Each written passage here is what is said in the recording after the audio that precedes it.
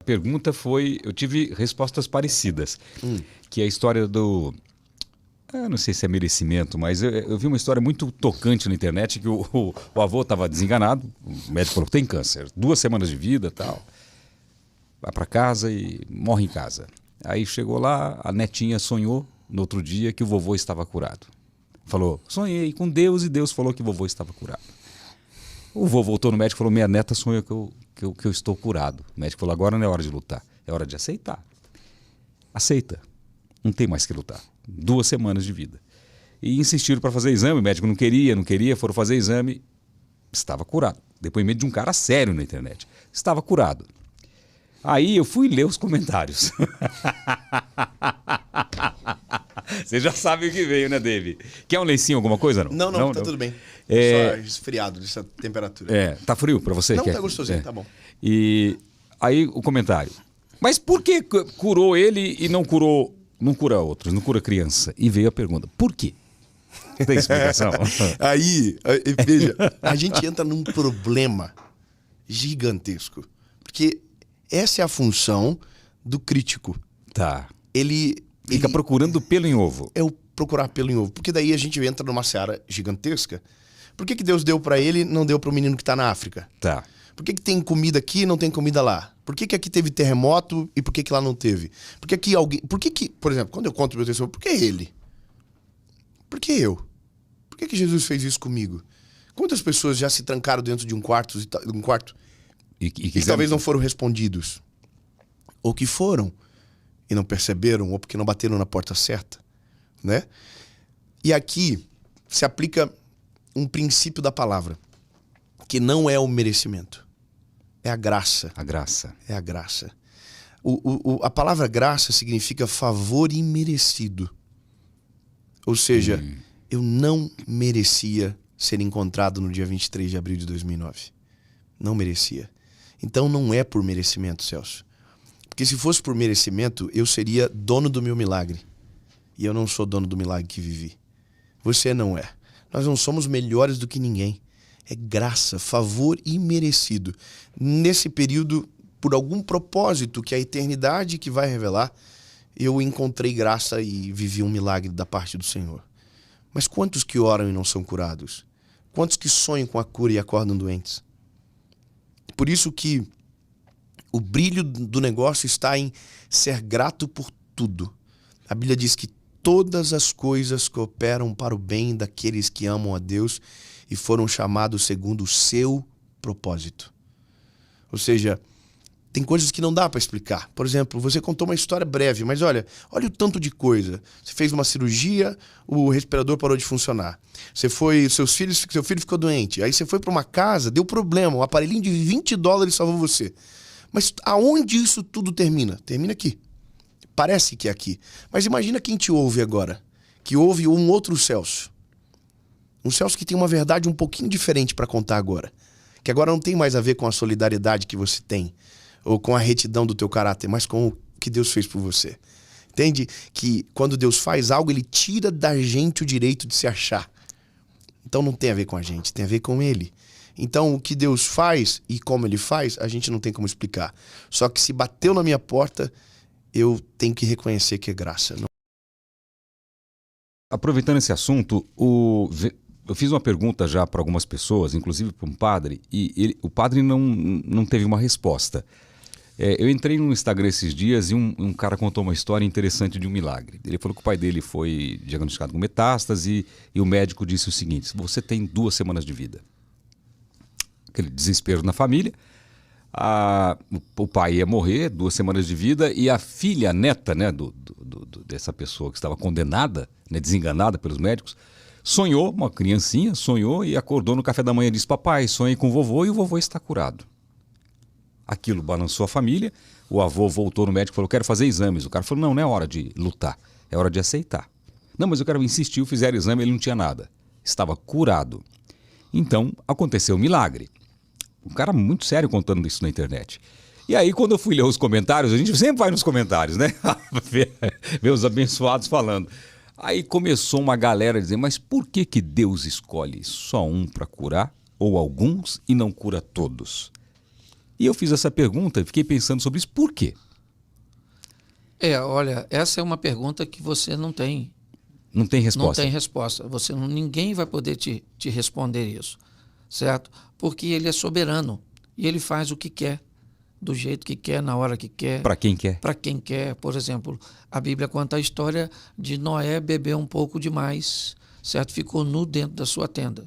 Deus não falou nada, certo? Nasce Sansão e Deus diz, você não toma vinho e, aliás, não vai comer nem uva. Então, os dois eram servos de Deus, certo? Um faz algo aqui que o outro sequer pode chegar perto aqui, porque o relacionamento com Deus é muito particular, muito individual. Outra coisa que é bom nós ressaltarmos é que para Deus ninguém morre. Quem fica chorando é quem ficou. Entende? Então, eu sempre digo, a morte é ruim para quem fica. Exatamente. Então, Deus, por que você quer que... hoje sua mãe tem 91 anos, é isso? 97. 97. Se ela tiver 120, você não quer que ela morra. Não. Se ela tiver 200... E nem ela quer morrer. Exatamente. Então, o que acontece? Independente de quando ela chega, a cura chega, essa pessoa que alguém está perguntando por que ela morreu, tá certo? Ou ela vai morrer, um dia ela iria morrer do mesmo jeito. E alguém iria estar fazendo essa mesma pergunta. Ok? Então, a grande questão é que as pessoas morrem para pessoas, mas não morrem para Deus. E ninguém vai sensibilizar a Deus não entendendo. Deus diz, eu sei que você não me entende. Há uma diferença muito grande entre eu e você, certo? Você tenta me entender, certo? E não consegue. Eu consigo te entender e está tudo certinho. Então... Mas isso é uma palavra muito confortadora para quem perde alguém. Porque não morreu para Deus, morreu para quem ficou. Exatamente. E sabe que às vezes eu falo assim, a gente fica tão preocupado com a morte, mas será que a morte não é o melhor da vida perante Deus? Porque no momento que você descansa, ou que você vai para a vida eterna, para alguns não, acho que é o pior, né? Porque para alguns não vai, alguns não vão para o céu, né? Existe inferno, pastor? Existe. Esses dias eu vi um post na internet que era muito emocionante de um filho contando uma pessoa famosa, que o pai foi condenado pelo câncer e que o médico disse você tem 2 semanas de vida. Sim. E quando ele chegou em casa, no café da manhã seguinte, a filha dele, a neta, acordou muito novinha, uma criança de 7, 8 anos, acordou e falou, sonhei com o vovô e o vovô está curado. Aquilo impactou a família, Sim. levaram... o médico voltou no médico, o médico falou, não, você não está na época agora de lutar mais. Você está na hora da aceitação. Sim. Não, mas minha neta sonhou que eu fui curado. E o médico insistiu. É aceitação agora. O câncer tomou conta. Falou, mas eu quero fazer exame. Fez exame, estava curado. Sim. Um milagre aconteceu. Acredita em milagre. Claro que o padre acredita em milagre. Acredita. Né? E eu li uns comentários que eu queria fazer essa pergunta em cima do que o Papa falou. Escrever assim, por que curou ele e não cura os outros? Onde está Deus? Por que tanta maldade acontece no mundo? Sim, né? Também falam muito isso. Sim. Tem uma resposta para isso? Eu acho que não tem, não existe uma resposta para isso, né?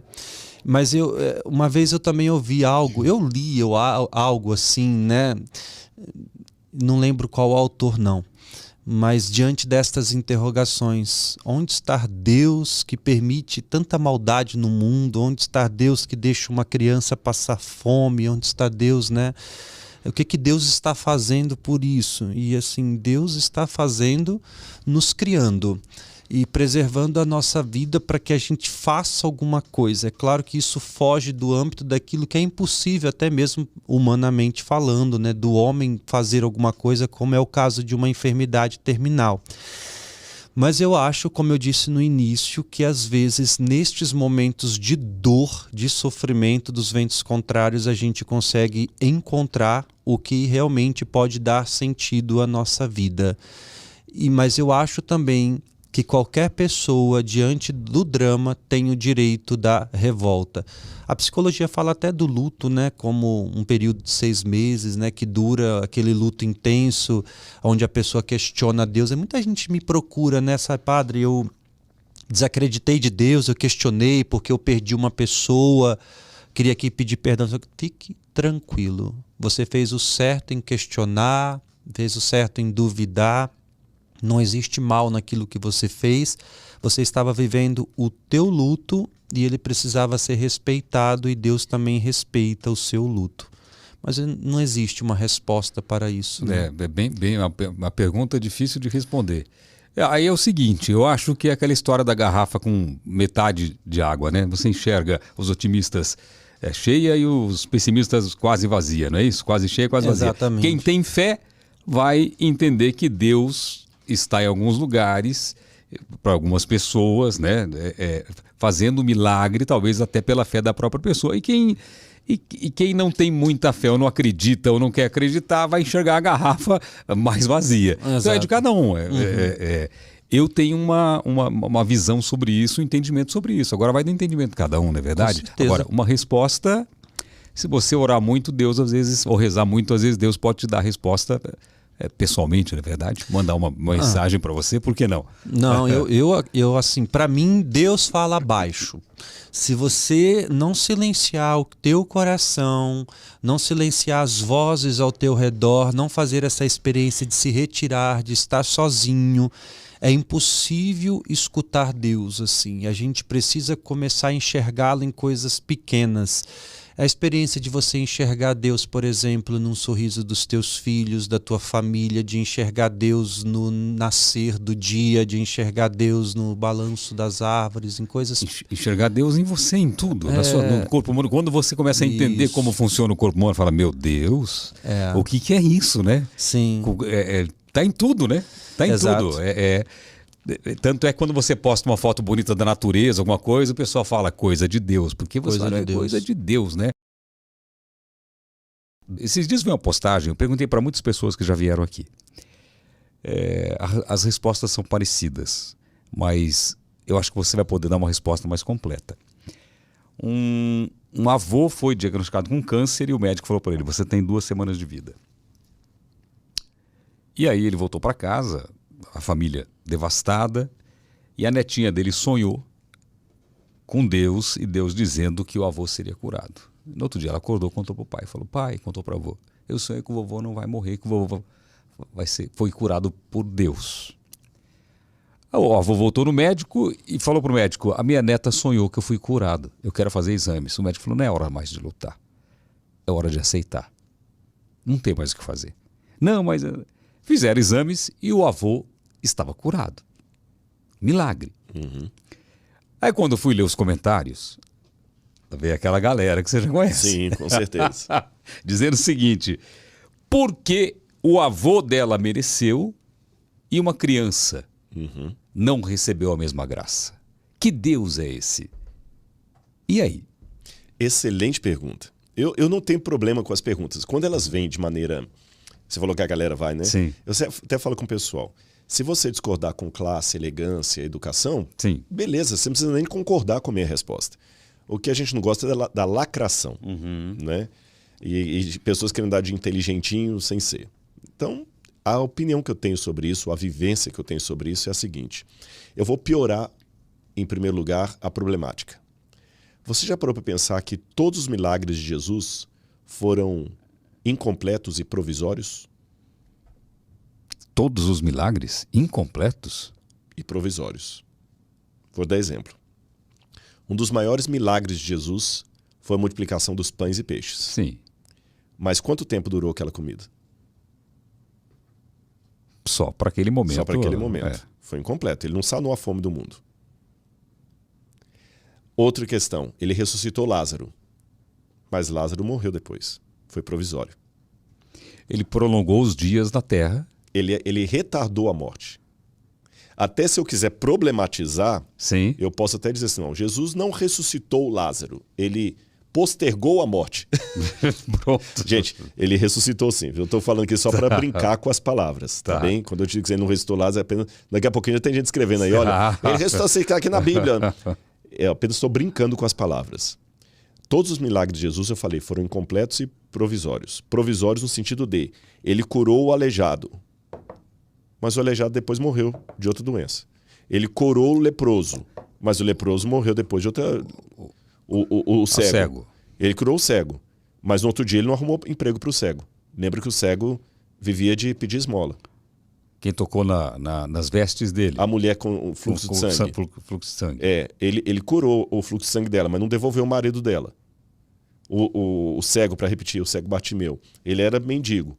Jesus deu vista para ele, mas no dia seguinte ele não tinha emprego. Você viu que os milagres eram provisórios e como eu falei assim, e provisórios em que sentido? O leproso que Jesus curou, depois acabou morrendo de outra doença que Jesus não curou. Isso é interessante. Por que assim? É porque na dinâmica do grande conflito, se Deus, vou colocar as hipóteses, se Deus curasse todo mundo, não haveria necessidade do juízo final. Sim. O que é provisório se tornaria permanente.